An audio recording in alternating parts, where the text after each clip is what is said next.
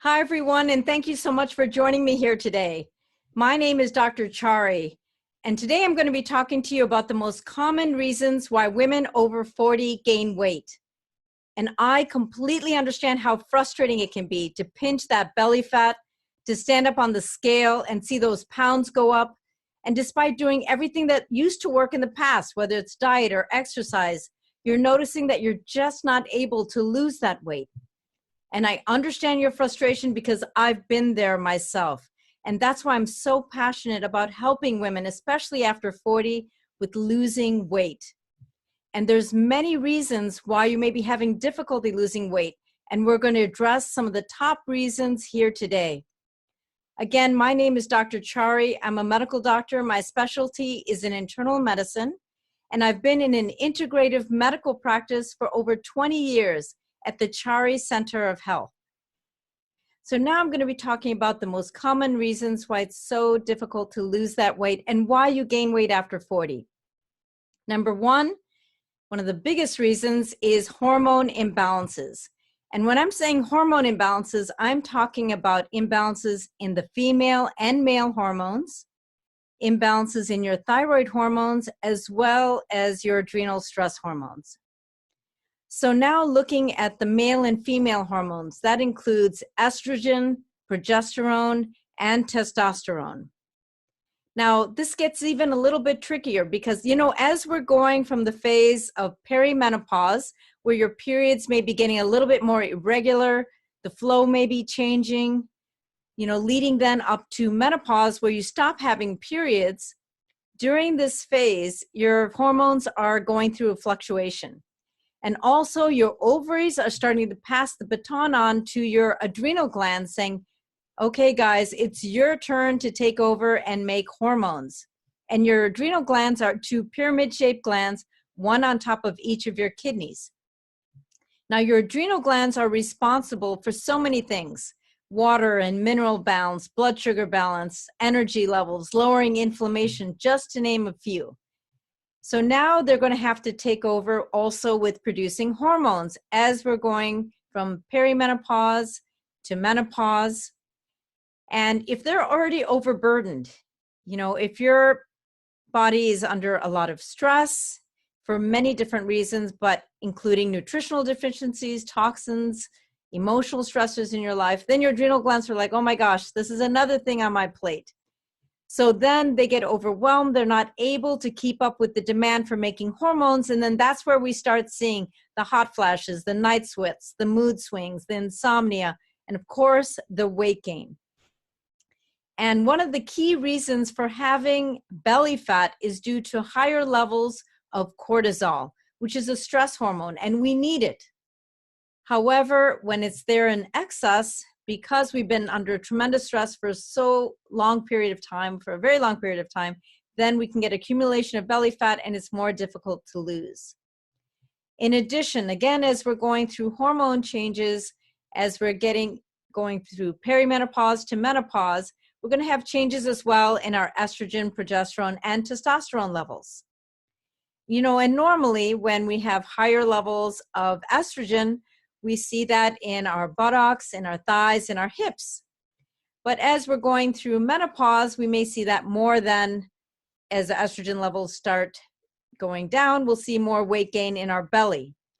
But also, we're also having higher levels of estrogens, known as xenoestrogens, due to a lot of toxins in our environment. These are almost called the fake estrogens. And that's another topic as well. But just to let you know, all of these reasons may be with hormones, with regards to hormones, of why you're gaining weight. And if you're noticing that you're gaining weight, but you're actually losing muscle mass, that's because of lower levels of testosterone. And if you're noticing generalized body weight gain, that can be due to your thyroid. And we're seeing an underactive thyroid or hypothyroidism is now becoming an epidemic. And there's many reasons for that, which I'll actually go into and touch into today. But if you're having an underactive thyroid, that's another reason for weight gain. So again, looking at our male and female hormones, our thyroid hormones, and our adrenal stress hormones, when they're out of balance, then we can absolutely gain weight, and then it can be very difficult to lose that weight.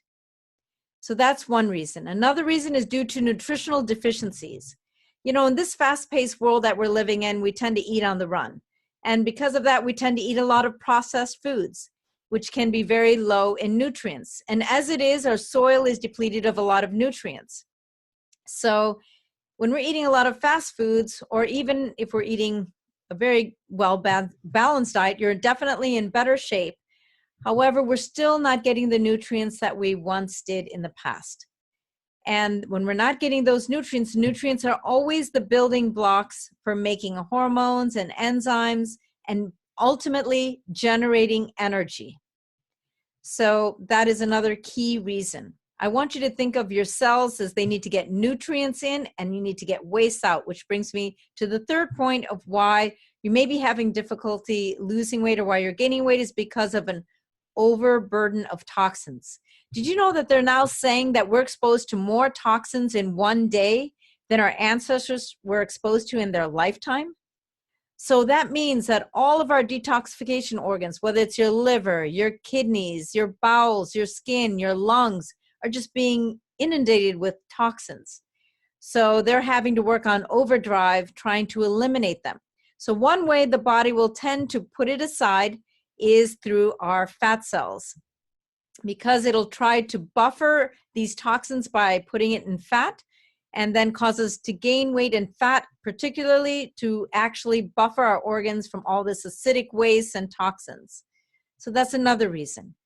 And then again, because of all of our agricultural industry with the pesticides, herbicides, fungicides, and genetically modified foods that we're having nowadays, all of that is also leading to inflammation in our gut, which is another fourth key reason why we're gaining weight and why it's so difficult to lose weight is because of inflamed digestive system, meaning it could be from our mouth, esophagus, stomach, small and large intestine.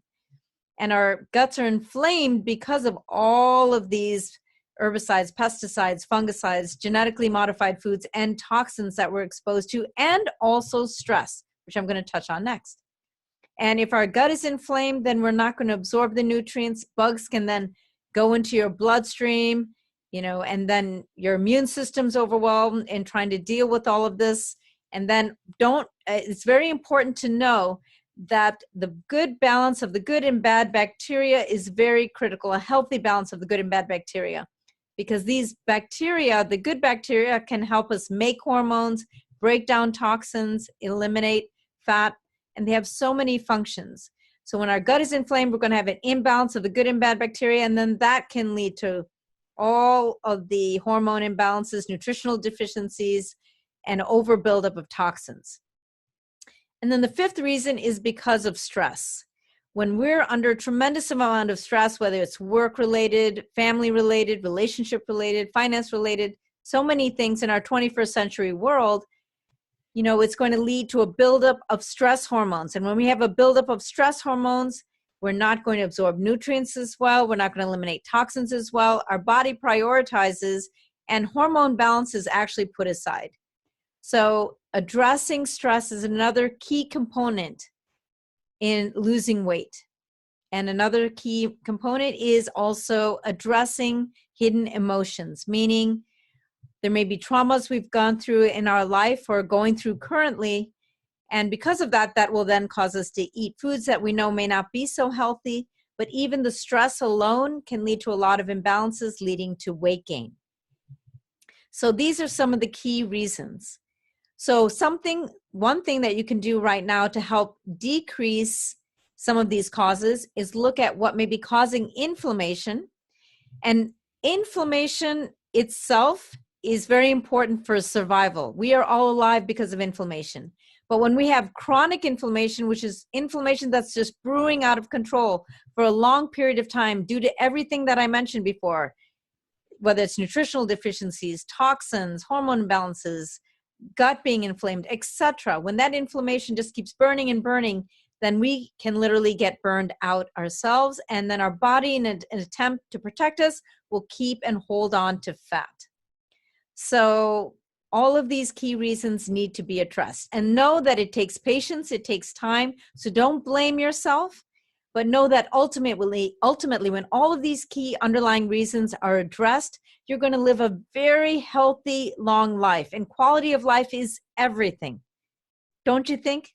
It's everything ultimately in life. So knowing what the key reasons are will help, because then you won't blame yourself, because it's important. Because as women, we tend to be very hard on ourselves. And of course, men are as well.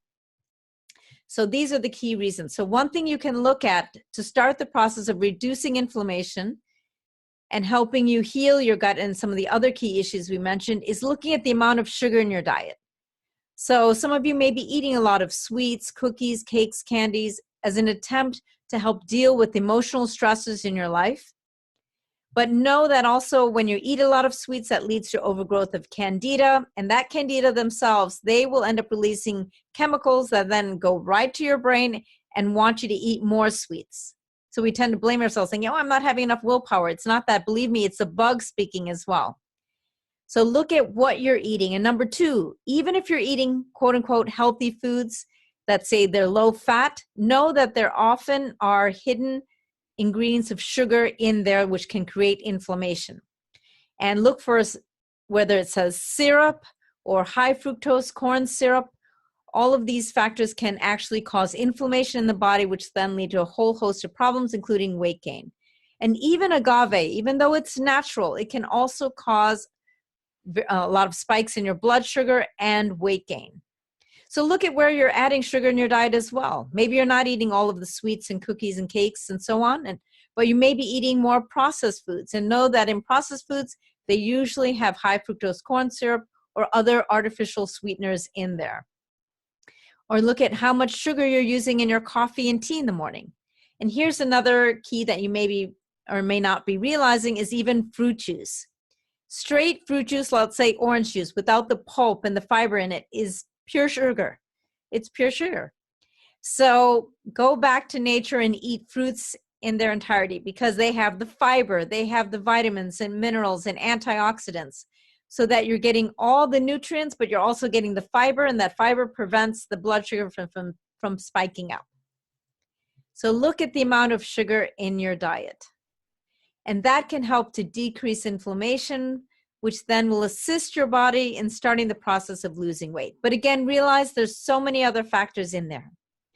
And my gift to all of you is I'm offering a complimentary 15-minute medical consultation where you can share your health concerns with me, and I can share what I think may be going on that's preventing you from losing that weight, particularly belly fat, and also help you balance your hormones. But I can give you an overview of what I think is going on. So I have the link for the complimentary medical consultation with me in this post as well. So thank you so much for joining me. Again, my name is Dr. Chari. I'm a medical doctor. My specialty is in internal medicine, but my passion is having a holistic approach for health and well-being. Take care. Thank you so much for watching, and I'll be in touch with you soon. Bye for now.